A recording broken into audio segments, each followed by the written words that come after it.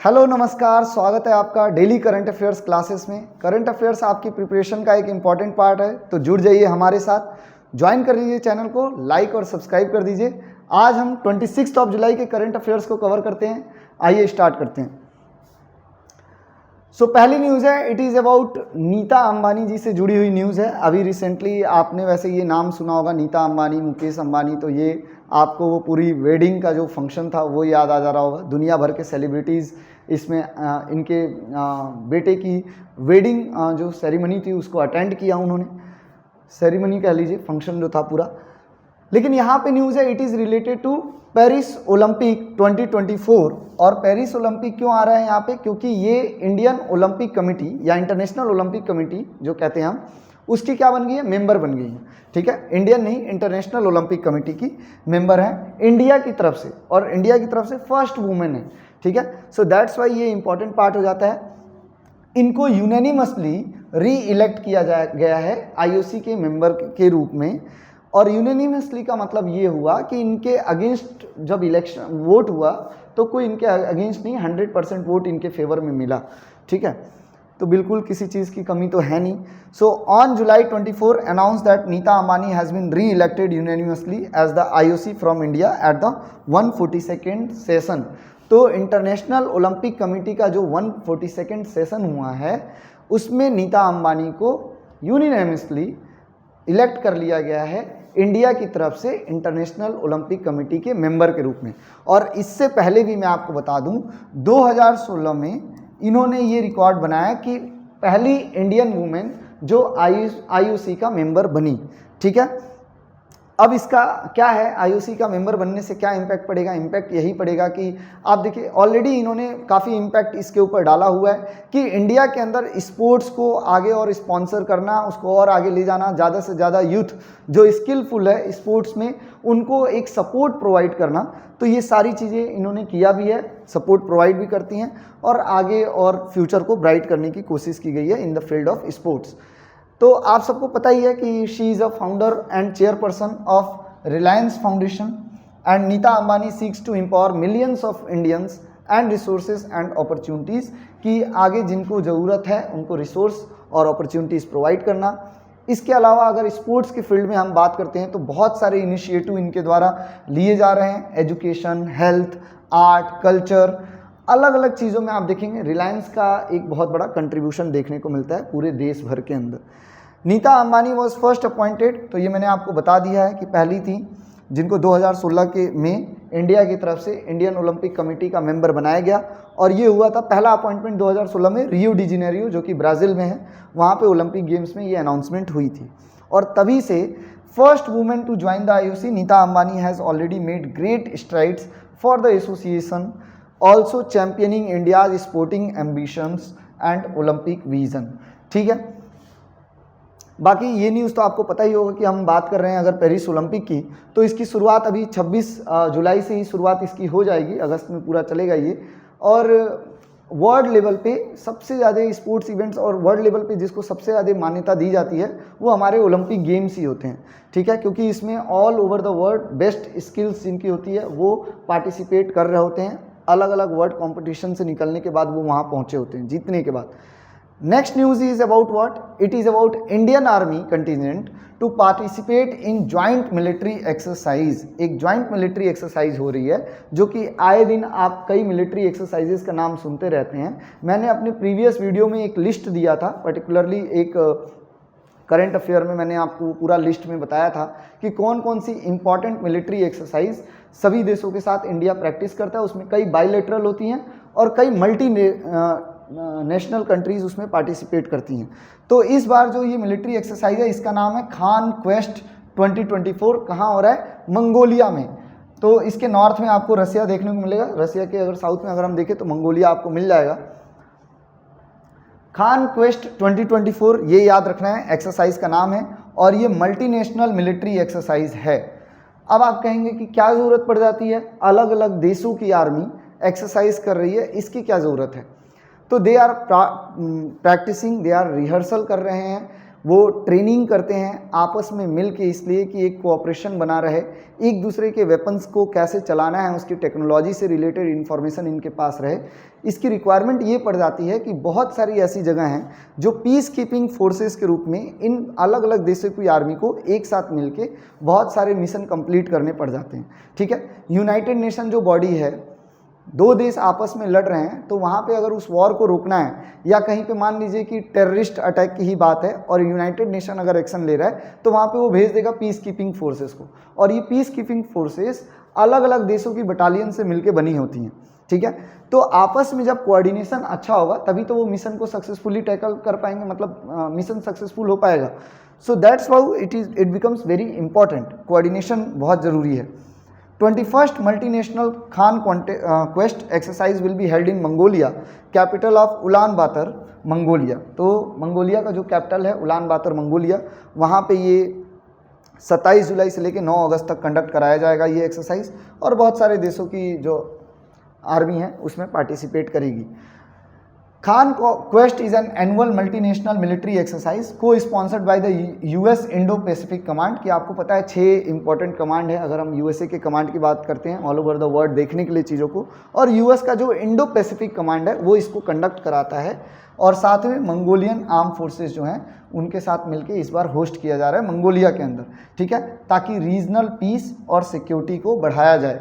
The exercise first started as a bilateral event, शुरुआत इसकी bilateral यानी दो देशों के बीच हुई थी, यूएसए और मंगोलियन आर्म फोर्सेस के बीच 2003 में, और फिर धीरे धीरे करके 2006 आते आते इसको मल्टीनेशनल बनाया जाने लगा, यानी और भी देश इसको ज्वाइन करने लगे as peacekeeping exercise, with current year being the 21st iteration, यानी ये आपका 21वां लगातार मल्टीनेशनल एक्सरसाइज के रूप में आगे का एक सीरीज चला आ रहा है। इंडियन आर्मी कंटीजेंट कंप्राइजेज, अब बात करते हैं जो इंडियन आर्मी कंटीजेंट उसमें पार्टिसिपेट कर रही है उसमें लगभग 40 सोल्जर्स होंगे। ठीक है, और ये ट्रूप्स जो है बट कहाँ की बटालियन है, it is battalion of the Madras regiment along with personal from arms and services, अलग अलग यूनिट होती है, ईएमई हो जाता है या फिर राजपुताना हो जाते हैं, ये सब इसमें पार्टिसिपेट करते हैं। इस बार मद्रास रेजिमेंट पार्टिसिपेट कर रही है आर्म्स एंड सर्विसेज यूनिट से। ठीक है, तो अगर हम बात करते हैं multinational military exercise brings together the arm forces of various countries, जो मैंने आपको ऑलरेडी शेयर कर दिया है, मतलब इसके बारे में इंफॉर्मेशन दे दी है, और इसमें tactics, techniques, procedures for conducting joint operation, ये जो जॉइंट ऑपरेशन था ये कैसे किया होता है, ये कैसे करें उसके लिए टैक्टिक्स, टेक्निक्स और प्रोसीजर प्रैक्टिस किए जाते हैं। मंगोलिया की अगर हम बात करते हैं तो मंगोलिया एक लैंड लॉक कंट्री है, यानी आसपास चारों तरफ देशों से घिरा हुआ है, नॉर्थ में सेंट्रल एशिया के अंदर रसिया जो है वो इसके नॉर्थ में है, चाइना इसके साउथ में है, और बीच में मंगोलिया आपको देखने को मिलेगा। प्रीडोमिनेंटली ये एक बुद्धिस्ट कंट्री है, यानी ज़्यादातर बुद्धिस्ट फॉलोअर्स हैं यहाँ पे।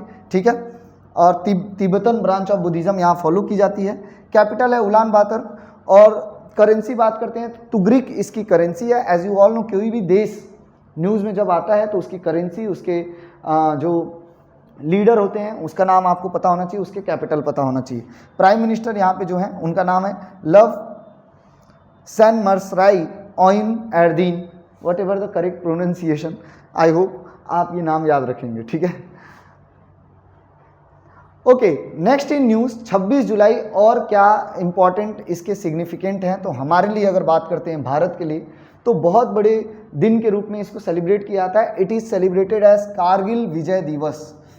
कारगिल विजय दिवस क्यों? क्योंकि 1999 में, मई 1999 में पाकिस्तानी आर्मी जो थी वो मुजाहिदीन का रूप लेके, मुजाहिदीन मतलब आप मान लीजिए कि मुजाहिदीन वो होते हैं जो इस्लामिस्ट गोरिल्ला वॉर लड़ते हैं। ठीक है, और वो पाकिस्तान का उस समय ये मुद्दा था कि कश्मीर को इंटरनेशनल लेवल पे लेके आया जाए, कश्मीर मुद्दे को।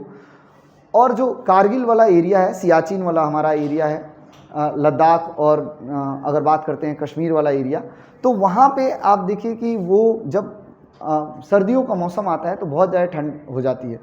तो जो पोस्ट होल्ड करके रखते थे हमारे इंडियन आर्म फोर्सेस 1999 में, वो बहुत ज़्यादा जब ठंड पड़ती है तो पहाड़ों से ऊपर से नीचे की तरफ आ जाते हैं, और उसी समय पाकिस्तानी आर्मी ने मुजाहिदीन का रूप लेते हुए उस पर्टिकुलर पोस्ट पे कब्जा कर लिया। ठीक है, अलग अलग जगहों पे कारगिल के अंदर। अब क्योंकि वो टॉप ऊपर की तरफ थे और पहाड़ों पे ऊपर होने से एक अलग से बेनिफिट मिल जाता है, ठीक है, आसानी होती है नीचे की तरफ टारगेट करने में। तो हमारे बहुत सारे सोल्जर्स, जब स्टार्ट हुआ ये वॉर, अटल बिहारी वाजपेयी उस समय प्रधानमंत्री थे इंडिया के, तो जब ये लड़ाई स्टार्ट हुई कि पाकिस्तानियों ने कैप्चर कर लिया है इंडिया की पोस्ट को, तो हमारे फोर्सेस ने टैकल करने की कोशिश की, वापस रिकैप्चर करने की कोशिश की, और इसमें बहुत सारे हमारे जवान शहीद हुए। लगभग 500 से ज़्यादा शहादतें देखने को मिली। और उसके बाद फिर हमने आखिर ब्रेव तरीके से, क्योंकि हमारे सोल्जर्स आप जानते हैं कितने ब्रेव हैं, बहुत अच्छी लड़ाई लड़ी, पाकिस्तानी रेंजर्स को वहाँ से मार भगाया और फाइनली वापस रिकैप्चर किया जो जो पोस्ट हमारे हाथ से गई थी, ठीक है। और उसी को हम सेलिब्रेट करते हैं 26 जुलाई एज कारगिल दिवस के रूप में, विजय दिवस के रूप में, क्योंकि मिशन विजय जो था ये इस मिशन का नाम भी रखा गया था। So it is to honour the sacrifice of brave heart of the Indian army and the victory of the Indian Armed Forces over Pakistan during the 1999 Kargil War. 25th anniversary of the Kargil Vijay Divas, Prime Minister Narendra Modi will visit the Dras sector, जो कश्मीर में आपको देखने को मिल जाएगा, in the union territory of Ladakh to pay homage. अच्छा, कश्मीर नहीं, लद्दाख, क्योंकि अब यूनियन टेरिटरी हो चुके हैं, तो जम्मू कश्मीर और लद्दाख, तो लद्दाख में द्रास एरिया जो है, जो कि एक कोल्ड डिजर्ट के रूप में है, वहाँ हमारे प्रधानमंत्री जाएंगे और ऑनर करेंगे जिन ब्रेव हार्ट ने अपना सेक्रीफाइस दिया, ठीक है, भारत के लिए। Kargil war was fought between the Indian arm forces and Pakistani forces. मई 8, 1999 से लेकर 26 जुलाई 1999 तक ये लड़ाई लड़ी गई। नेशनल डेमोक्रेटिक अलायंस गवर्नमेंट उस समय थी, प्राइम मिनिस्टर थे अटल बिहारी वाजपेयी एंड नवाज शरीफ थे, कहाँ से, पाकिस्तान से, ठीक है। Pakistani armed personnel disguised as मुजाहिदीन, जैसा कि मैंने आपको कहानी में बताया, और विंटर के समय में 1999 में उन्होंने line of control area cross करते हुए जो वैकेंट इंडियन पोस्ट थी स्ट्रैटेजिक हाइट्स में जो आती हैं, उन पोस्ट को उन्होंने कंट्रोल कर लिया, ठीक है। And during the winter season क्या होता है, हमारी इंडियन आर्म फोर्सेस जो हैं वो नीचे की तरफ थोड़ा आ जाती हैं, क्योंकि हाई माउंटेनियस रीजन में बहुत ज़्यादा बर्फ़ पड़ती है, लेकिन उसका फ़ायदा पाकिस्तानी आर्म फोर्सेस ने उठाया। They wanted to internationalize the Kashmir issue and force India to negotiate on Siachen Glacier. Siachen glacier जो कि भारत का ही एक पार्ट है, उसको उन्होंने कोशिश किया कि हम कब्जे में ले लें और साथ में कश्मीर का मुद्दा इंटरनेशनल लेवल पे ले जाएं। इसके लिए ये पूरा एक अटैम्प्ट किया गया था, ये पूरा प्लान किया गया था। It was also an attempt to capture strategic heights, और जहाँ जहाँ उस लद्दाख के एरिया में जो स्ट्रैटेजिक हाइट वाली पोजीशन है, वो पोजीशन पे पाकिस्तानी आर्मी अपना कंट्रोल कर सके, ये भी प्लान था। क्योंकि हमारा एक वहाँ पे NH-1A करके जो नेशनल हाईवे है कारगिल के अंदर, उसका एक बहुत इंपॉर्टेंट रोल है। वो कश्मीर को लद्दाख वाले एरिया से जोड़ता है। Dras and Batalik sector of Ladakh could come within their firing range, तो वो एरिया उनके फायरिंग रेंज में आ जाए पाकिस्तानियों के, और इसके बाद क्या होगा, मिलिट्री और सिविल मूवमेंट जो होंगी वो रुक जाएंगी उस रोड से, क्योंकि फायरिंग रेंज में आ चुका होगा।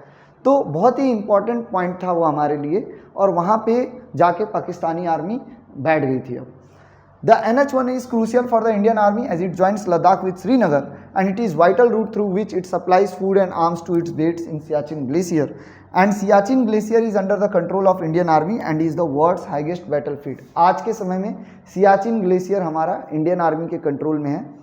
दुनिया इसको माना जाता है वर्ल्ड्स हाईएस्ट बैटलफील्ड, ठीक है, क्योंकि बहुत हाइट पे है। और इसके अलावा अगर मैं बात करूं तो काफ़ी बहुत सारी क्लाइमेटिक जो एक तरह से ऑब्स्टिकल्स हैं वो हमारे सोल्जर्स को फेस करना पड़ता है पर डे बेसिस पे। इसमें खर्चा भी काफ़ी आता है, बट क्योंकि ये भारत का एक अभिन्न अंग है तो हम बिल्कुल उसकी सिक्योरिटी के लिए हमारे सोल्जर्स वहाँ बैठे रहते हैं 24 घंटे। By cutting the supply route the Pakistani army wanted India to force a negotiation on Siachen, कि पाकिस्तान का ये प्लान था कि सप्लाई रूट वो NH-1A वाला जो है उसको कंट्रोल करके और हम सियाचिन जो है उस पर कंट्रोल कर लें, इंडियन आर्मी को फोर्स करें। To evict the Pakistani intruders from the mountain heights the Indian army launched operation Vijay. फिर उन पाकिस्तानियों को वहाँ से खदेड़ने के लिए भारतीय आर्मी ने एक ऑपरेशन लॉन्च किया, operation Vijay. And forces were mobilised, Indian air force जो थी वो भी इसमें पूरी तरह से जुड़ गई, एंड पाकिस्तानी सोल्जर्स जो थे डिस्गाइज बन के मुजाहिदीन के रूप में जो वहाँ थे उनको वहाँ से इविक्ट कराया गया। Indian forces suffered heavy casualty, जैसे कि मैंने आपको बताया स्टार्टिंग में हैवी कैजुअलिटी थी क्योंकि पाकिस्तानी फोर्सेस हायर एल्टीट्यूड्स पे सेटल जाके पहले जम गई थी, ठीक है, and made it easy for them to shoot advancing Indian soldiers, कि जो नीचे से आ रहे हैं उनके लिए फिर आसान हो जाता था। लेकिन फिर भी ये सारी परेशानियाँ और ये सारी चीज़ें मुसीबतें झेलने के बाद हमारे ब्रेव सोल्जर्स ने लड़ाई लड़ी और सभी पाकिस्तानी सोल्जर्स को वहाँ से मार भगाया, ठीक है, और हमारी विक्ट्री होती है 26 जुलाई 1999 को, और इसीलिए हम सेलिब्रेट करते हैं 26 जुलाई एज विजय दिवस के रूप में, ठीक है। तो ये एक हमारे प्राइड की बात है, पूरे दुनिया देश भर में लगभग 527 इंडियन ब्रेव हार्ट्स ने सेक्रीफाइस किया अपने जीवन को। 700 ज़्यादा पाकिस्तानी सोल्जर्स जो थे वो भी इसमें मारे गए थे, ठीक है, वो बात अलग है कि वो अपनी गलती के कारण मारे गए। अब आते हैं यहाँ पे, Goa shipyard launches first indigenous advance frigate Triput for Indian navy, कि गोवा शिपयार्ड से पहला इंडिजीनियस एडवांस फ्राइगेट्स, फ्राइगेट मतलब वॉरशिप होती है, स्मॉल वॉरशिप जो होती हैं, ठीक है, और इसमें भी कई कैटेगरी होती हैं, ये लॉन्च किया गया, इसका नाम रखा गया त्रिपुत, ठीक है। ये गोवा के शिपयार्ड से लॉन्च किया गया और पहला इंडिजीनियस का मतलब ये है कि पूरी तरह से भारत में ही बना है। हाँ, इसमें कई टेक्नोलॉजी जो हैं वो हमने कहाँ से लिया है, एडॉप्ट किया, एक तरह से कह सकते हैं एडॉप्ट किया है या फिर एक्सपोर्ट कराया है, कहाँ से, रसिया से, with the help of Russian ship manufacturing जो कंपनीज हैं वहाँ से। So first indigenously built Talwar class frigate name Triput for the Indian navy constructed by Goa shipyard limited, GSL के द्वारा ये कंस्ट्रक्ट किया गया है। ये फाइनली लॉन्च हो गया है 24 जुलाई 2024 को। शिप जो है 2 frigates India is building indigenously with the help of Russia, जो एक प्रोजेक्ट चल रहा है जिसमें 4 फ्राइगेट्स को डेवलप करना है, 2 रसिया के अंदर 2 इंडिया के अंदर। रसियन का हेल्प लेते हुए, रसियन टेक्नोलॉजी का हेल्प लेते हुए हमने ये 2 फ्राइगेट में से एक जो है डेवलप कर लिया है, ठीक है। The ship was launch into the water in a ceremony in Goa attended by PS Sreedharan Pillai, जो गोवा के क्या हैं, गवर्नर हैं, वो भी इस जो सेरेमनी चल रही थी उसमें प्रेजेंट थे। 2016 Indian and Russia signed an agreement, 2016 में हमारे बीच एक एग्रीमेंट हुआ था, जैसे कि मैंने बताया कि 4 stealth frigates of the admiral Grigorovich class, ये ग्रिगोरोविक क्लास जो है इसमें क्या है कि हाईली एडवांस्ड टेक्निकल चीज़ें लगी होती हैं और स्टील्थ फ्राइगेट्स हैं। स्टील्थ मतलब दूर से, कई बार पानी के अंदर इनका पता भी नहीं चलता है और छुप के वॉर कर सकते हैं, ठीक है, ऐसे टाइप के फ्राइगेट्स बनाए गए हैं। 2 of the ships were to be constructed in Russia और 2 जो है इंडिया के अंदर कंस्ट्रक्ट होंगे। गोवा शिपयार्ड लिमिटेड जो है इन्होंने एक $500 मिलियन का एग्रीमेंट साइमन जो है वो साइन किया था रसियन कंपनी रोज बोरोन एक्सपोर्ट के साथ, ठीक है, 2018 के अंदर, और उसी का आज एक ये रिजल्ट देखने को मिल रहा है। INS त्रिपुट, इसका मतलब क्या होता है, त्रिपुट मतलब होता है एरो, ठीक है, तीर। It is the first ship built by the Goa shipyard limited under this agreement. Defence shipyard क्या है, 4 defence shipyard under the union ministry of defence constructed ships and vessels, कि हमारे इंडिया के अंदर 4 डिफेंस शिपयार्ड्स हैं जहाँ पे शिप्स और वेसल्स बनाई जाती हैं, ये यूनियन मिनिस्ट्री ऑफ डिफेंस के अंदर ही आती हैं। पहला है Mazagon dock ship builders limited, ये लोकेटेड है मुंबई महाराष्ट्र के अंदर। ये Scorpene submarines, missile destroyers, stealth frigates, ये सारी चीज़ें बनाता है इंडियन नेवी के लिए। दूसरा है garden reach ship builders and engineers limited, ये कहाँ है, कोलकाता के अंदर है। ये बिल्ड करता है इंडियन नेवी के लिए, इंडियन कोस्ट गार्ड के लिए, ठीक है, शिप्स वगैरह। और गोवा शिपयार्ड लिमिटेड है, it is capable of indigenously designing and building sophisticated high tech ship for the Indian navy. और लास्ट आता है आपका हिंदुस्तान शिपयार्ड लिमिटेड विशाखापट्टनम के अंदर, ये स्पेशलाइज हैं शिप बिल्डिंग में, शिप रिपेयर करने में and refit of the submarines, ठीक है। नेवल स्टाफ के आज के समय में चेयरमैन कौन है, एडमिरल दिनेश कुमार त्रिपाठी, ये नाम भी इंपॉर्टेंट हो जाता है, ध्यान में रखिएगा। नेक्स्ट न्यूज़ है, it is related to again winners of 10th national community radio awards. National community radio awards दिए जाते हैं, ये 10वीं बार दिया जा रहा है। और अश्वनी वैष्णव, कमेंट बॉक्स में आप लिख के बताइए मुझे कि अश्वनी वैष्णव किस मिनिस्ट्री को संभाल रहे हैं, ठीक है, वो तो मैं यहाँ फर्स्ट लाइन में ही आपको बता रहा हूँ। Union minister of information and broadcasting, यानी INB के जो मिनिस्टर हैं, अश्वनी वैष्णव, पहले रेलवे मिनिस्टर भी थे, has announce the winners of 10th national community radio awards on 25 जुलाई 2024। अब नेशनल कम्युनिटी जो रेडियो अवार्ड्स हैं अलग अलग थीम के अलग अलग कैटेगरी में दिए जाते हैं देश भर के अंदर, ठीक है। तो वो कौन कौन से हैं वो हम देखेंगे। ये it also inaugurated the countries 500 community radio station, देश का 500वां कम्युनिटी रेडियो स्टेशन भी इसी बीच इन्होंने लॉन्च किया इसी सेरेमनी के अंदर, वो है आइजवाल के अंदर मिज़ोरम में जो है। The chief minister of Mizoram, और इस मौके पे मिज़ोरम के चीफ मिनिस्टर लाल दोहोम जो थे वो भी प्रेजेंट थे, ठीक है। तो ये भी याद रखिएगा, मिज़ोरम के चीफ मिनिस्टर लाल दोहोम है। ये कहाँ सेटअप किया गया है, 500वां जो रेडियो कम्युनिटी रेडियो सेंटर जो है ये किया गया है Indian Institute of Mass Communication Aizawl Mizoram के अंदर। अपना radio 90.5 FM will disseminate information about daily weather updates. तो ये जो लॉन्च हुआ है वहाँ से एक जो आप देखते हैं सिग्नल जो होता है पर्टिकुलरली जो रेडियो स्टेशन के अलग अलग सिग्नल होते हैं, तो 90.5 FM जो अपना रेडियो करके है ये इन्फॉर्मेशन देगा डेली वेदर अपडेट के बारे में, गवर्नमेंट स्कीम के बारे में बताएगा, एग्रीकल्चरल रिलेटेड जो इन्फॉर्मेशन है वो इन्फॉर्मेशन दिया जाएगा इस पर्टिकुलर चैनल पे, ठीक है, रेडियो के। नेशनल कम्युनिटी रेडियो अवार्ड जो था वो 4 कैटेगरी में दिया गया है, और जो विनर्स होते हैं, जो फर्स्ट पोजीशन लाता है उसको मिलता है ₹1 लाख फर्स्ट पोजीशन के लिए, 75,000 for the second prize and 50,000 for the third prize winner in each category, हर कैटेगरी के अंदर। तो एक बार देखते हैं कौन कौन सी कैटेगरी में क्या अवार्ड दिए गए, और ये एग्जामिनेशन पॉइंट ऑफ व्यू से इंपॉर्टेंट हो जाते हैं यहाँ पे, ठीक है। तो थीमेटिक अवार्ड जो थे, अलग अलग थीम को लेके जो बनाए गए प्रोग्राम हैं रेडियो के अंदर और जो अपनी सर्विस दे रहे हैं सोशल वेलफेयर के लिए, उसमें पहला आता है, फर्स्ट प्राइज़ मिला रेडियो मयूर बिहार के अंदर टेक शक्ति, टेक सखी। टेक सखी क्या है? It is about informing and teaching the female जो हैं और वुमेन्स जो कि यूज़ कर रही हैं टेक्नोलॉजी को, और समहाउ बहुत सारे ऑनलाइन अब्यूज़ और बहुत सारी चीज़ें ऐसी हैं क्योंकि उनकी थोड़ी उस चीज़ में नॉलेज की कमी जो हो जाती है, तो उस नॉलेज की कमी के बिहाफ पे क्या होता है, कई बार आप इंटरनेट वगैरह चलाते हैं और कई सारी ऐसी चीज़ें फेस करनी पड़ जाती है जहां आप ना जानते हुए ऐसी चीज़ें लॉगिन वगैरह कर लेते हैं, तो उसमें आपको नॉलेज प्रोवाइड करता है टेक सखी, ठीक है, उनको एक तरह से अवेयर कराता है इन सब चीज़ों को। तो ये रेडियो मयूर बिहार जो है इसको पहला प्राइज़ दिया गया इस चीज़ में। सेकेंड प्राइज़ है रेडियो कोची केरल के अंदर निरांगल, ये प्राइज़ दिया गया है। इट इज़ ऑटिज़म डिसऑर्डर को लेके ये इंफॉर्मेशन प्रोवाइड करता है, पूरे देश भर में ऐसा पहला देखने को मिला, तो इनको सेकेंड प्राइज़ दिया गया।